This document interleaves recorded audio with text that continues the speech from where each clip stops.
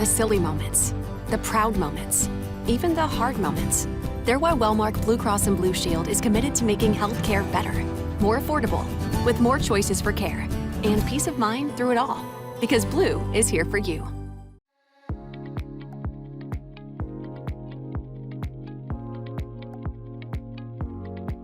Welcome to the Made in Iowa podcast, presented by Wellmark Blue Cross and Blue Shield.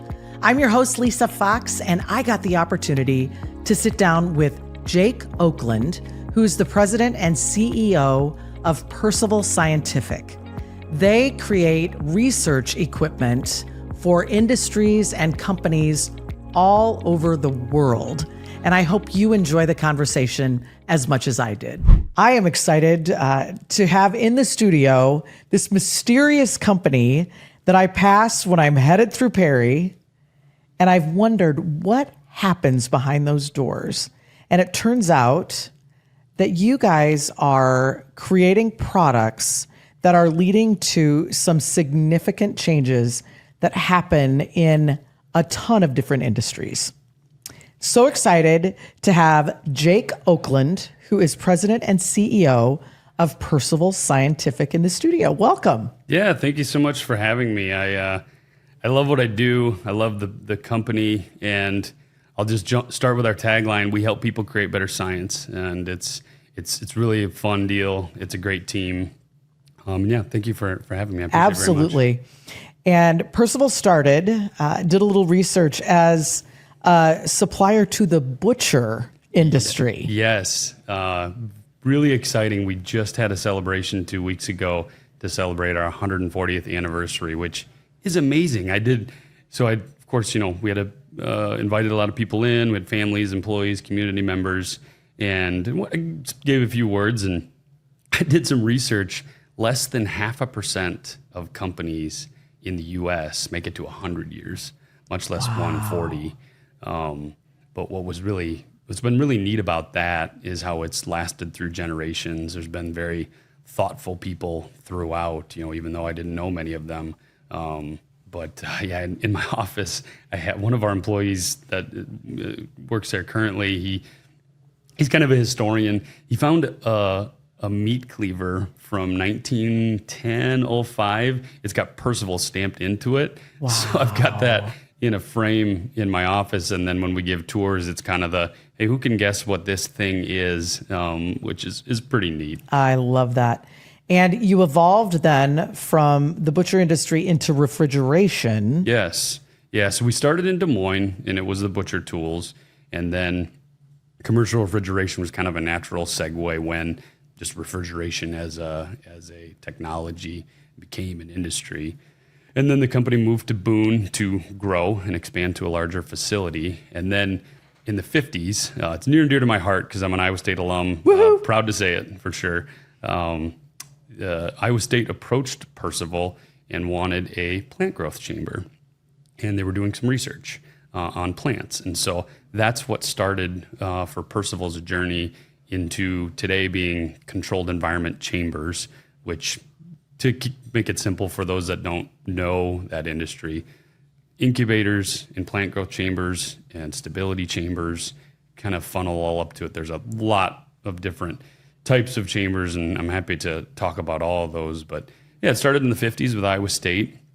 And then there was kind of a gradual transition where the commercial refrigeration business was still active. It was kind of fun. Percival white labeled KFC, where the display case where the food is. So that was a big product. There was a quick left turn to go-karts that... What?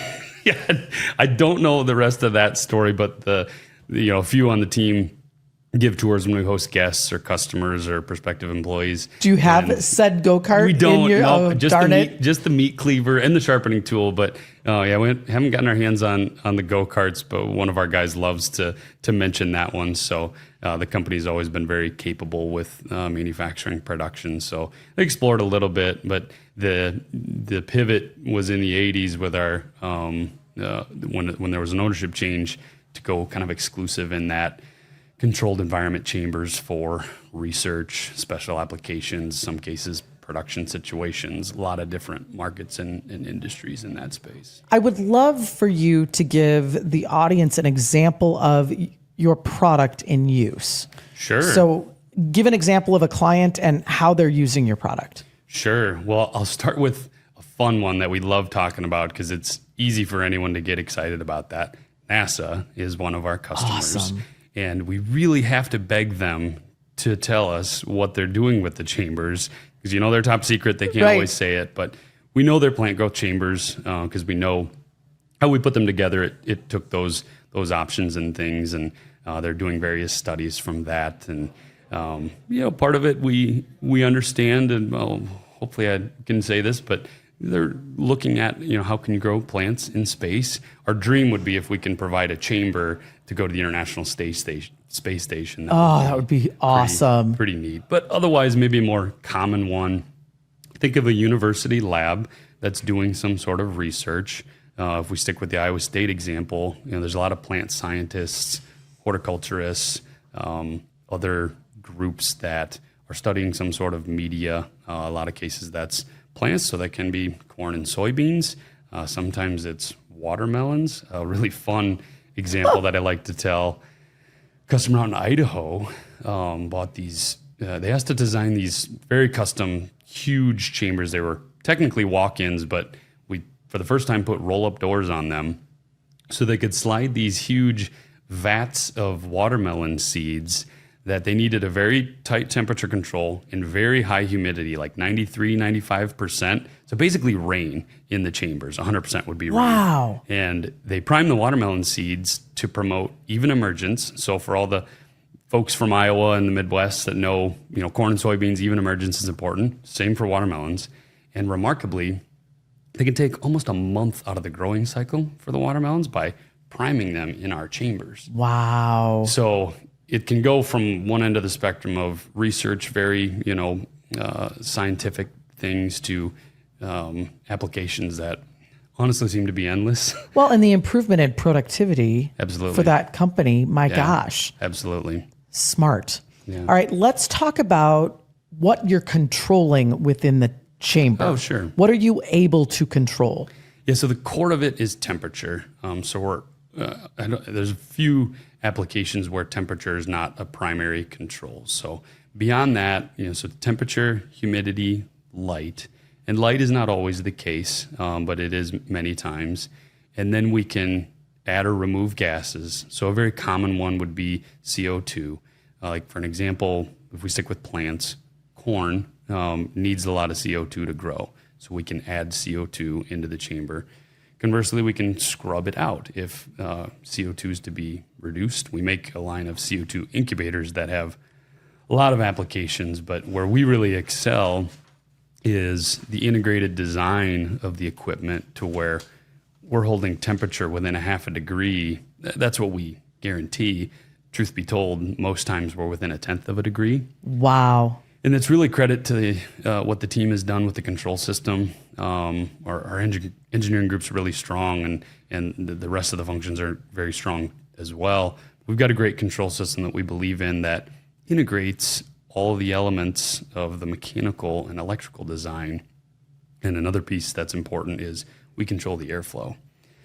So by having a intentionally programmed controller that then actuates the various pieces, the condensing unit for the refrigeration, the humidifier or dehumidifier, and then moves air through the chambers. We have a component that's kind of fun. It's called a plenum. It's a false wall that just has a bunch of little holes in it if you didn't know what it was, but it's an intentional design to force the airflow through to then keep that uniformity and tight control of temperature, humidity, and it's always activating heating or cooling. It's not like your fridge at home that turns on and off when it senses something. It's a very sophisticated program. And in the research that I did, your products can simulate the Amazon, the Arctic, desert, Martian territories, right? It's kind of like whatever you want to do, that's possible. The program, it's called WeatherEase. It taps into MEDAR data that it's not our data. It's, government available. But our program taps into that data wherever there's I'm at our station, it can go backwards and say Brazil in 1990, but then it also projects forwards. And, there's plenty of customers that are looking at climate change as a real challenge and trying to understand that. Or there might just be a geographical limitation. The lab where they're doing the R&D work is in North Carolina, but they want to replicate conditions in Minnesota. Those are very different climates. So you push the button and then you can get those conditions. Okay, so one chamber can replicate multiple conditions. Absolutely. If you're interested, we've got all kinds of YouTube videos to show you how to set up a program, because some cases it'll be set a specific temperature, specific humidity, light, and like in a stability study, for example, testing a product shelf life, that is fixed. Plenty of other cases, for sure, in plants, a lot of times in insect studies as well, what researchers will look to do is model the sun and the day and the climate. And so the program will be gradual and change. Sometimes it's as simple as a diurnal program that's day and night, but there's ramping periods and differences there, so you can replicate the conditions that are outside. Wow, so cool. Let's talk about your clients. Sure. I'd love to. And the types of industries that you sell to.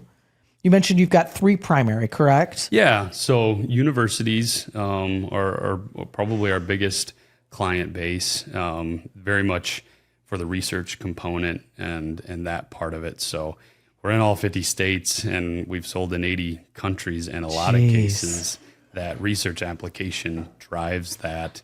Researchers, they'll do their master's one place, PhD another, and then they'll do a postdoc somewhere else, and then maybe settle in at a different place. And so when they move around and doing their research, we've, our marketing team has done a tremendous job with the branding, and then the engineering and production teams have done a tremendous job with consistency. So researchers they want to control the variables, so you can't have variability in the elements. So that's what we provide. So universities, and then government. So certainly the institutions like, I talked about NASA, that's one of them, USDA, NIH, even NOAA. So some of the atmospheric conditions can be tested sometimes.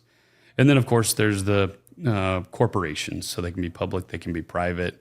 It can be a common one is the large ag seed companies that, everybody recognize, you bet. Bayer, Corteva, BASF, Syngenta. But then sometimes we even help those smaller startups, mid-market. It's a fun story when a startup, they'll take a common refrigerator and try to upscale it to do some development work at it. And then they're super excited when their company grows enough that they can buy a chamber that, they'll say is purpose-built for the R&D, not just taped together with, some lights off of Amazon. Right. So that's fun to see too.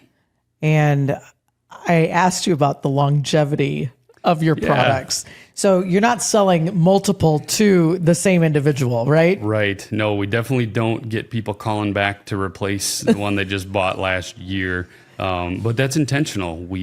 Our products last in many cases 15, 20 years or more. We did put out a poll as a kind of a fun marketing competition. Who's got the oldest running chamber? And we got above 40 years. And it was kind of, at that point then, couldn't read the serial tag, but the chamber was still working. So we're going to assume it was ours. Yeah. We know the logo was still there. Oh, but my gosh. The year had worn off. So the products last forever. And that's something we believe in: quality, performance, longevity. We don't want people to have to be frustrated with the equipment. We want that to last a career in some cases. I want to take a little journey with you, Jake, on your career. Oh, yeah. Because it's fascinating. You started at John Deere as an intern. Yeah. And worked for John Deere for 16 years. Yeah. What a great opportunity to learn from a leader in manufacturing in so many ways, international manufacturing too. Absolutely. Talk about the foundation that built for you and how you were able to springboard into your current position. Yeah, for sure. I mean, for me, it was great to connect with my past because I grew up on a farm in small town Iowa, and so my earliest memories are riding in the John Deere tractor with my grandpa, and so that's fun to think about. And I still, my dad's retired, but I still go back and help on the farm with the guys that are doing most of the work. And so that was fun for me with Deere, and I loved that experience, and some world-class factories. And then Deere always did a great job investing in the factories, in the equipment, so I got to see how to do that right.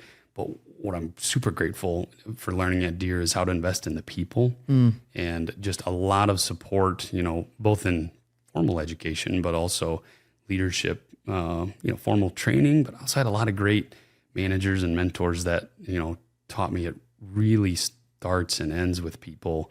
And as much as you can get a team working together towards a common goal, connect with individuals, make everybody feel valued and appreciated. That was a wonderful takeaway.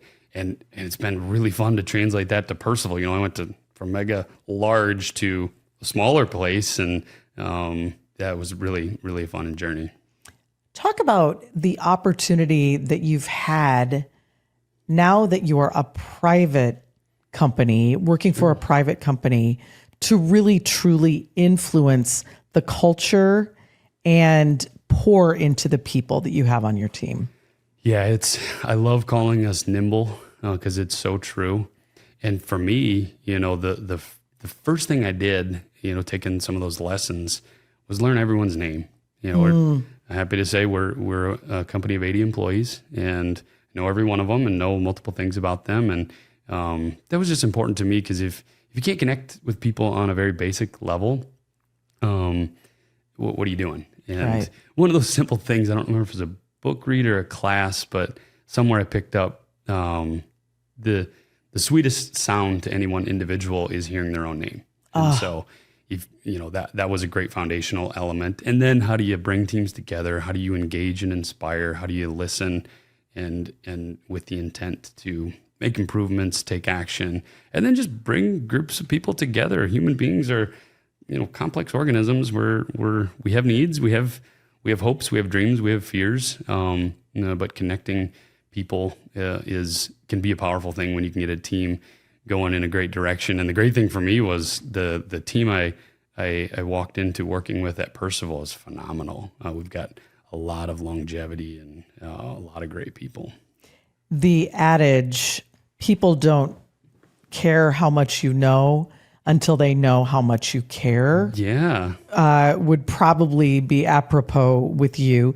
You came in green to a very mature team. Yes. And you're one of the youngest on your leadership team. So to build trust immediately, also to add a little bit of complexity to how you entered, you came in 2022 on the heels of supply chain issues. And I'm sure sales were down at that time because people just weren't gathering. Mm-hmm. Talk about building that trust quickly and how you were able to turn things around as fast as you did. Yeah, and I can't take a whole lot of credit for that, So huge credit to Gary Wheelock was my predecessor. He was there for 49 and a half years. I think as he helped advise. Why didn't he last 50? I'd have given it 6 more months. I was just going to say, as he advised, because he kind of, he was available, after I came as kind of a transition. I think we can just count that, and it was a full half century. Perfect. So, Gary was tremendous and a great foundation, and really built a team that already had a lot of good trust and connection. And then so for me, it was just how can I learn quickly, be a sponge, both learn about the people, personality types are important, what makes them tick, what motivates people, what are they concerned about, and then too, just willingness to roll up the sleeves and learn about the products, learn about the challenges. At the time you mentioned anybody in manufacturing during COVID knows about the supply chain collapse, because if people have to stay home from work, what can't they do? They can't make products. So then that falls apart and then takes months, if not, it took years to rebuild that. And so then it's just a lot of creativity. It's a lot of supporting one another to figure those things out. There were hiring challenges, as people were transitioning during that time, which we were fortunate to not have a tremendous amount of those. But we also saw great demand post-COVID as things were coming out. And, there was funding available for universities. And so working together as a team to build that was really enjoyable, for sure. Awesome. Talk about your workforce and the types of skills that are required to do the work you do. I mean, first and foremost, the thing that's hard to teach is the positive attitude, the willingness to learn. And so those are kind of foundational things that they're in our core values. Awesome. And so it's people first. The first two core values are exclusively about people. And then the rest of them, you could argue, have that as well. But then as we get beyond that, there's a certain level of technical requirements that, the production work, it can be our assemblers that wire a control box. There are a lot of wires and a lot of switches and a lot of electrical components in there that take some time to learn how to read an electrical print. So are they plumbers, electricians? What is...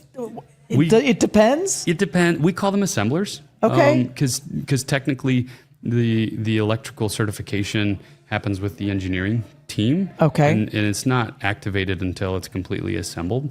And so really it's electrical assembly.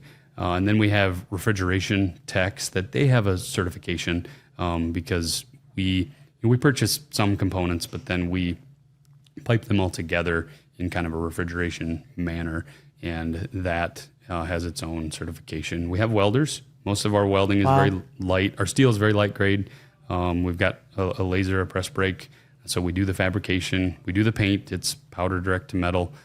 So not a lot of environmental challenges there. But by and large, it's a lot of assembly work. And then there's some technical expertise in testing because we test all of our products fully assembled to make sure they can hold the conditions.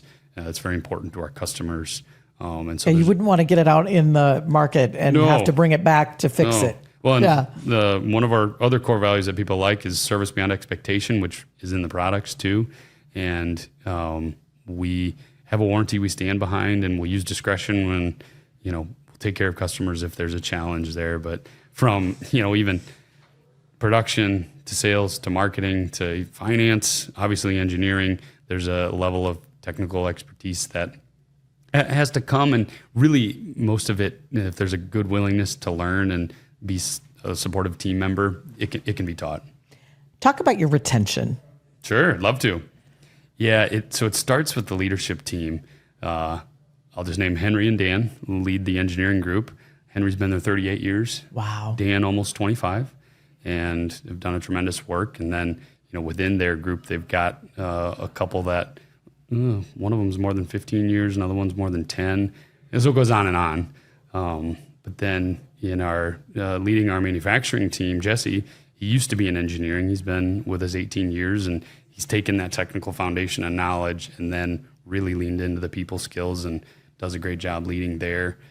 Joni leads our marketing team, I think 23 years for her, and really played the long game in terms of building the brand, recognized what the engineering and production teams could do, and leaned into that.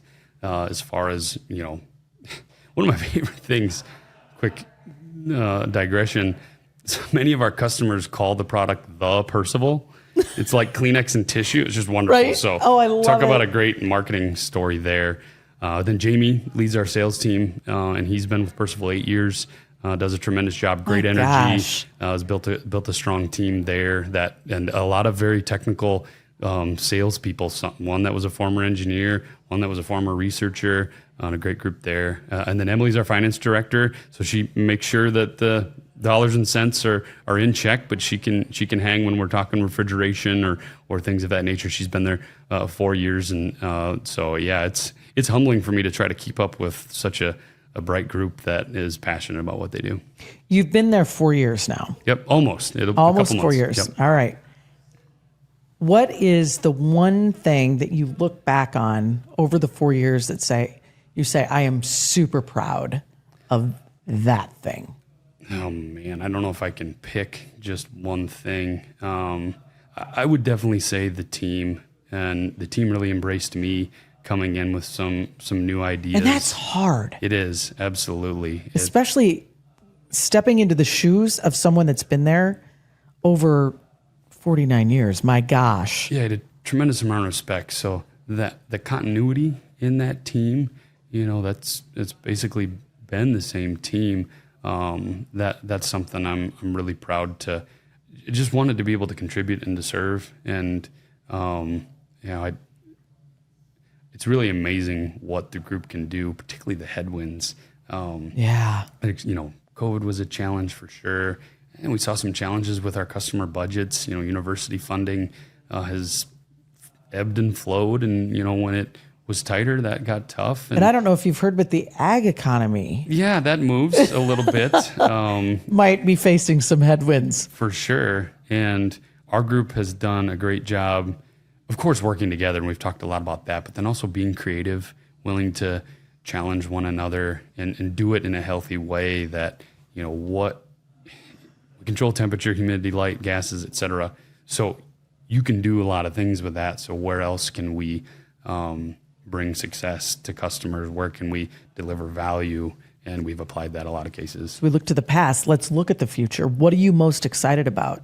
Yeah, What's really on the horizon? It's very exciting. We're doing a lot of great things in the ag biotech space, the broader biotech space, biopharma, and there's just a lot of growth there as people are working with biologics and cell cultures and pharmaceutical manufacturing, and you can have a client that's doing artificial skin growth to help diabetes patients that have wounds. Awesome. Yeah, that project is there's multiple people that on our team, when we learned about the product the customer was making, said that could have helped my grandmother, my mom, my dad, my aunt. And so it's pretty neat when, life sciences space and you can really feel like you're making a difference in the world. Yeah. Small piece of it. It's fun to see the group. Depends on the person, right? It could be a big piece. Yeah. So that's exciting for us to do. And then also just having the opportunity to continue to serve the customers that have been longtime loyal Percival people at the universities far and wide, and the government institutions as well. They're always going to be there. We're always going to serve them, and we'll be patient, when they may or may not have funding, and they're going to continue furthering the world as well. Let's go back to the ownership of the company. We had this conversation before we turned the mics on. There are a lot of people that don't speak well of companies that aren't owned in Iowa. For example, I interviewed Hormel a few weeks ago, and they're owned out of Austin, Minnesota, Sure. and invest tons here in Iowa.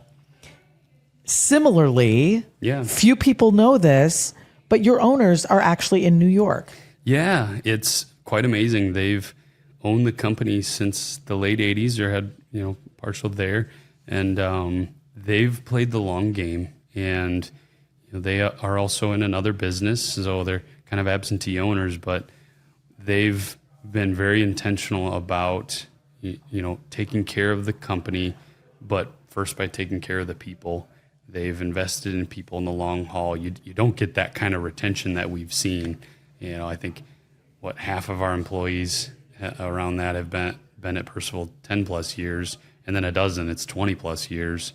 I mentioned the leadership team. So that comes with thoughtfulness from the very top. And that also comes with wanting to make sure the company is healthy financially and stays investing also in the infrastructure. In fact, we have a goal to make sure we invest a certain amount of capital expenditure to keep the company modern.